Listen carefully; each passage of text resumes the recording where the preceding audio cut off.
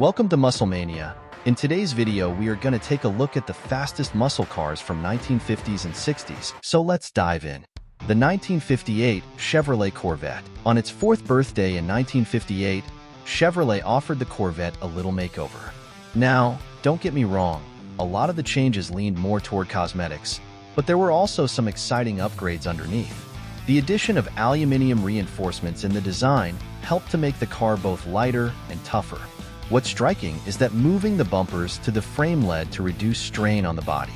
For racing fans, this was an important moment, since you could strip away certain added parts to make the car lighter, and no one would take notice.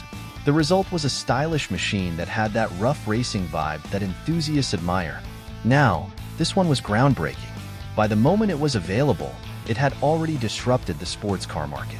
This vehicle wasn't just for aesthetic appeal, it was designed to perform well under pressure. Regardless of whether you were taking sharp turns or accelerating on straight roads, the 56 Corvette demonstrated a lot of speed and control. In truth, it performed so well that people began to compare it to elite European cars such as the Jaguar or Triumph. General Motors had obviously put a statement forward with this car. They were developing sports cars that could compete equally with the best in the market. 1959 Ferrari 250 GT California Spider. Just uttering the name of the Ferrari 250 GT California Spider makes one feel like they're experiencing luxury.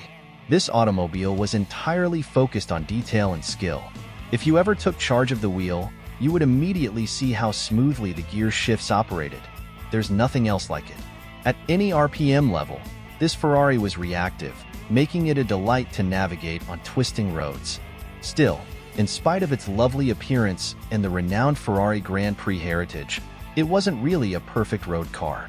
It seemed to fit better on a racetrack than it did on standard streets. It certainly had the reputation, but as a daily vehicle, it wasn't as useful. Even so, for anyone who cherishes the excitement of a racing heritage, this car was just incredible. So, do you think a car like this deserves a place in your garage?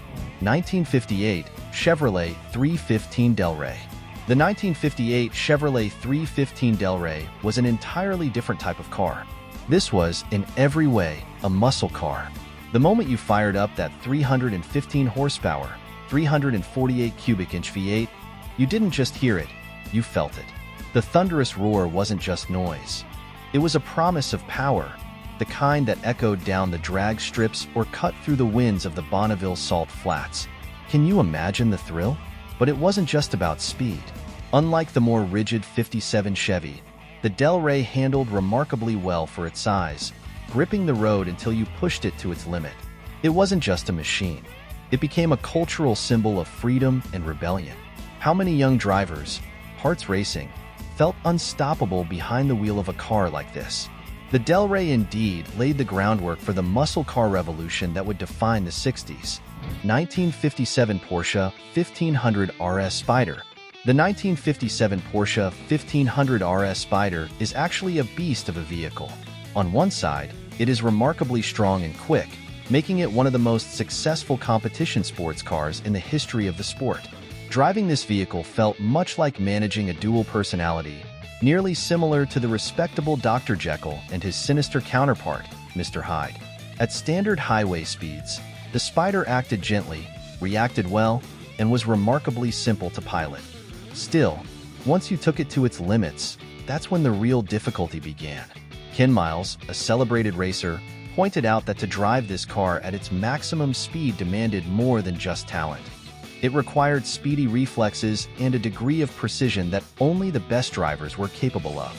This wasn't a vehicle for the faint-hearted, but for those who could control it, it was a dream achieved. The 1957 Chevrolet Corvette Dual Quad. On the flip side, the 1957 Chevrolet Corvette C1 introduced raw American muscle to the roadways. The Corvette had a shaky beginning upon its 1953 launch, even though it appeared to be the part. Early sales and reviews were less than stellar, but Chevrolet didn't give up. They made the important improvements, and by 1957, the Corvette had become a serious contender, notably the dual quad model, which had 2 4-barrel carburetors for extra power. More than just a sports car, this vehicle turned into a beacon of American engineering, raw power, and style. Over the years, The Corvette has developed a committed following, and at present, it's a classic. In actuality, one sold at auction for an incredible $825,000 in 2021, confirming that its legacy remains robust. 1957 Chevrolet Corvette, fuel-injected. The 1957 Corvette marked an important shift in the design of American automobiles.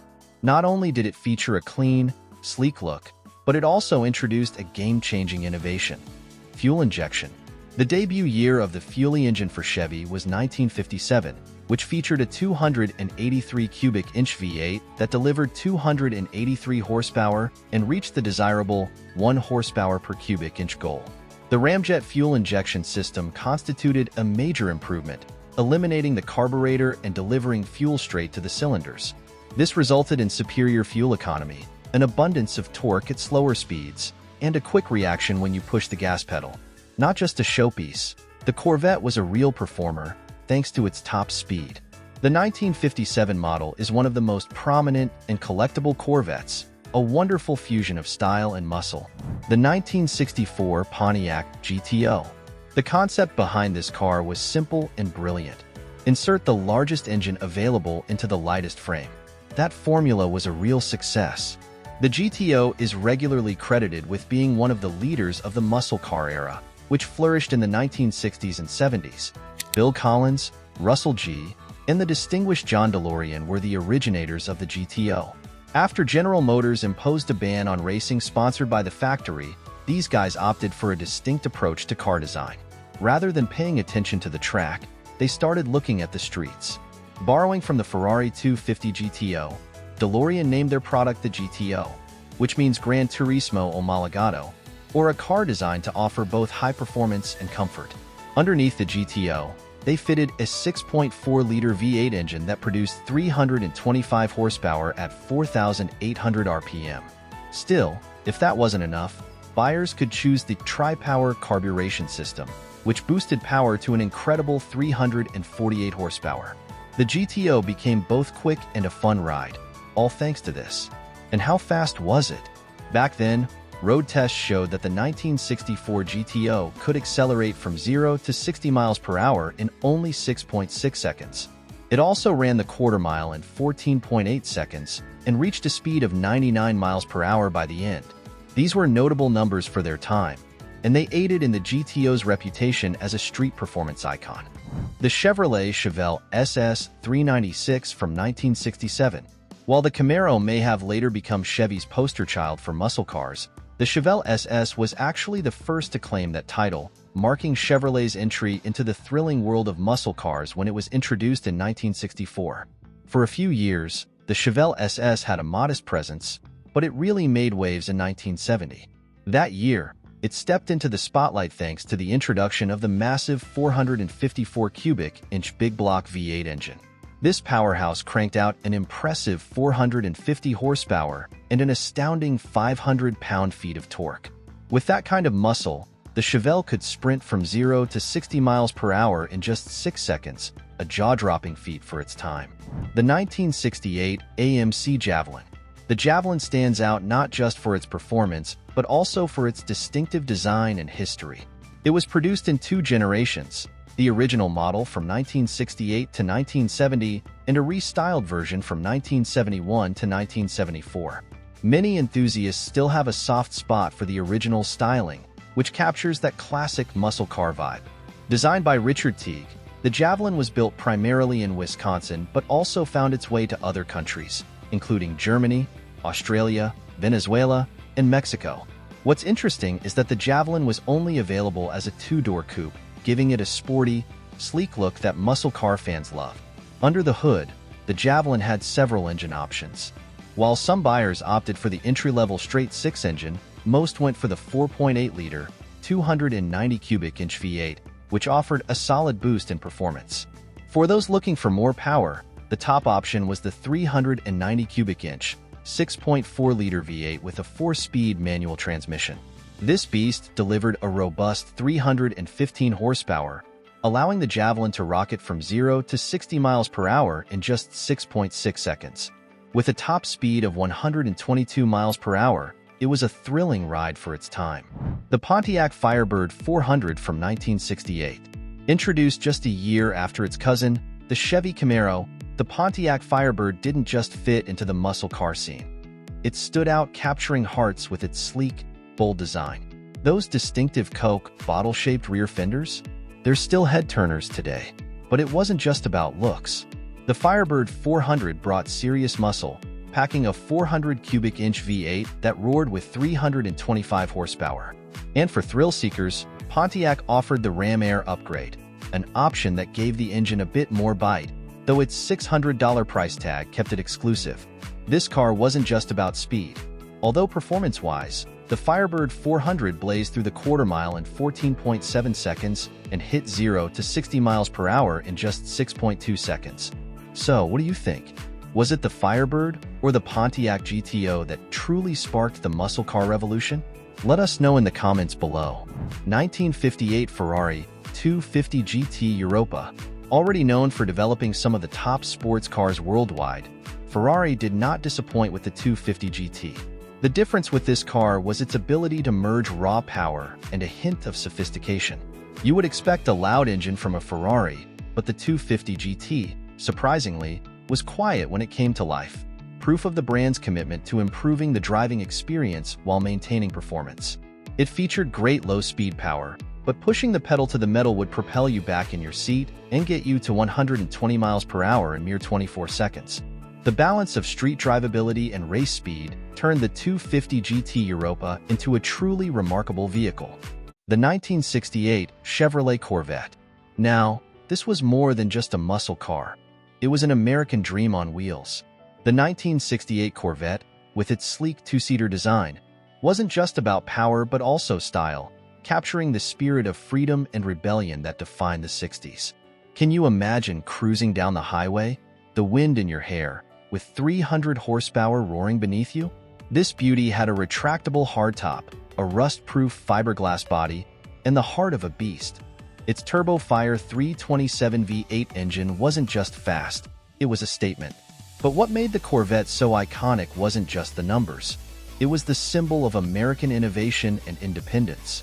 It shaped the culture of the muscle car era, blending elegance with raw power. What other car could offer that perfect balance of road and racetrack prowess, while inspiring a generation to chase the open road? The 1968 Dodge Charger RT. This car has been able to sustain its market, and still to this date, people enjoy it as much as they did when it was first introduced to the market over 4 decades ago. Of course, the Fast and Furious movies, with Vin Diesel's character behind the wheel, helped to solidify its place in pop culture, but even without the glitz and glamour of Hollywood, the Charger RT is no slouch. What was so special about the 1968 Charger RT?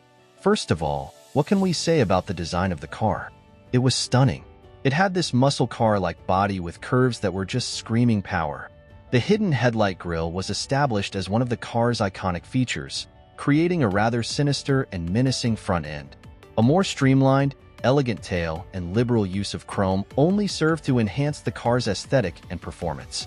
Under the hood, this beast was not to be messed with, and it showed. The base powertrain was a 440 cubic inch Magnum V8 engine that produced a decent 375 horsepower. However, if you wanted even more muscle, Dodge had an option for the 426 Hemi engine, which took the power to 425 horsepower. This engine was considered one of the best, strong, noisy, and designed to rule the highway. The 1969 Ford Mustang 428 Cobra Jet. The 1969 Ford Mustang 428 Cobra Jet is considered as one of the most powerful horses on the road today. Over the years, Ford has developed some incredible Mustangs, but the 428 Cobra Jet is special for its power. This Mustang was built to go head-to-head with the big block Firebirds and Camaros of its time, and it didn't mess around. The interior was also more luxurious than the standard Mustang, and under the hood was a 428 cubic inch V8 engine with larger valve heads. This design enhanced the airflow and performance of the car. It also had a Ram Air induction system and a functional hood scoop that not only gave it a sleek look but also improved the engine performance. This car had an output of nearly 410 horsepower, and it was more than willing to bark.